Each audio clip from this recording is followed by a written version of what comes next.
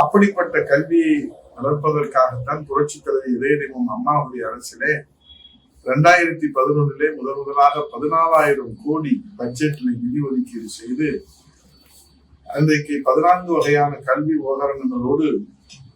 வல்லரசு நாடுகளுக்கு இணையாக மடிக்கணினி வழங்குகிற திட்டத்தை புரட்சி தலைவர் அம்மா அவர்களுடைய சீரிய சிந்தனையிலே இந்தியாவிலே எந்த மாநிலத்திலும் இல்லாத வகையிலே வழங்கி ஒரு வரலாற்று சாதனை படைத்தார்.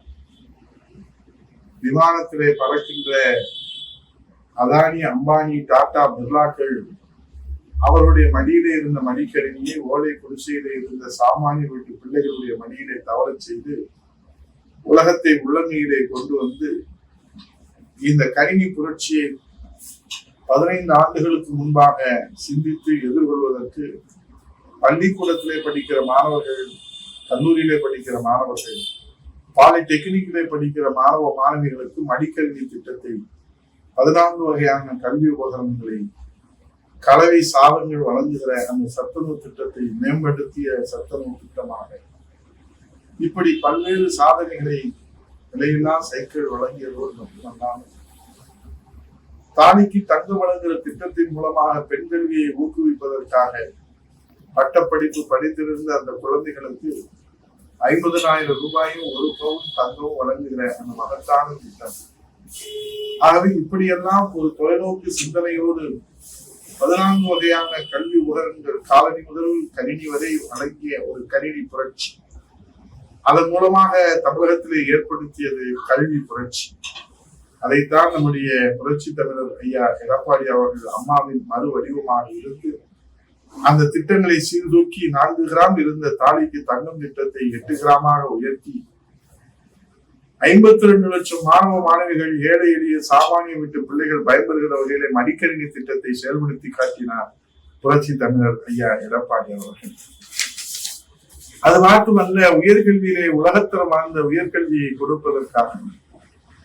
இன்றைக்கு 54% மேலே மத்திய அரசை மிஞ்சி மாநில அரசிலே நம்முடைய புரட்சி தலைவர் எடப்பாடி தலைவரான அம்மாவின் அரசிலே உயர்கல்வியிலே உலகத்தரம்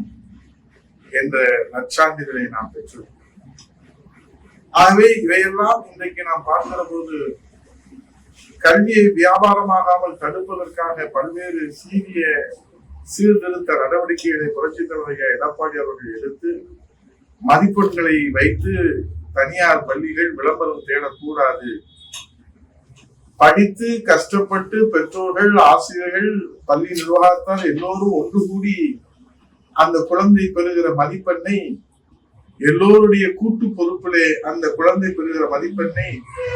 தனியார் பள்ளிகள் விளம்பரத்திற்காக மட்டுமே பயன்படுத்துவதை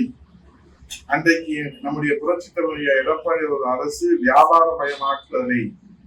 கல்வியை வியாபாரமயமாக்குவதை கண்டித்து அதை தடை செய்திருந்தார். ஆனால் இந்த ஒரு வார காலம் 10ஆம் வகுப்பு 12ஆம் வகுப்பு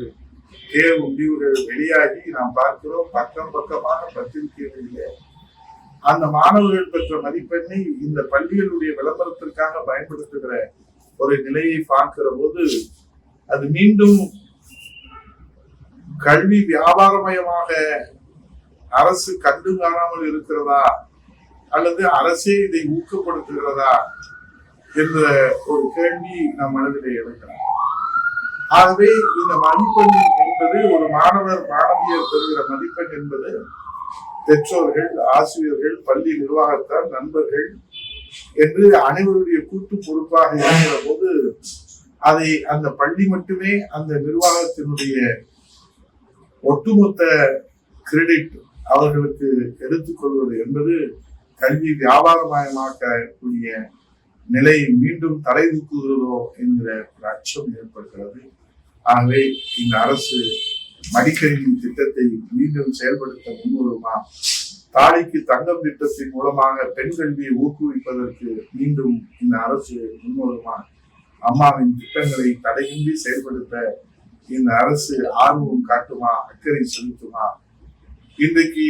பள்ளிகள் எல்லாம் மீண்டும் பள்ளி கல்வியிலே வியாபாரமயமாக்குவதை, கல்லூரி கல்வியை வியாபாரமாக்க ஒரு சூழ்நிலையை நாம் பார்க்கிறோமே, அதை தடுத்து நிறுத்த அல்லது அதை முறைப்படுத்த இந்த அரசு முன்வருமா என்று கேட்டு கல்வியை நாம் கல்வியாக பார்க்க வேண்டுமே தவிர கல்வியை நாம்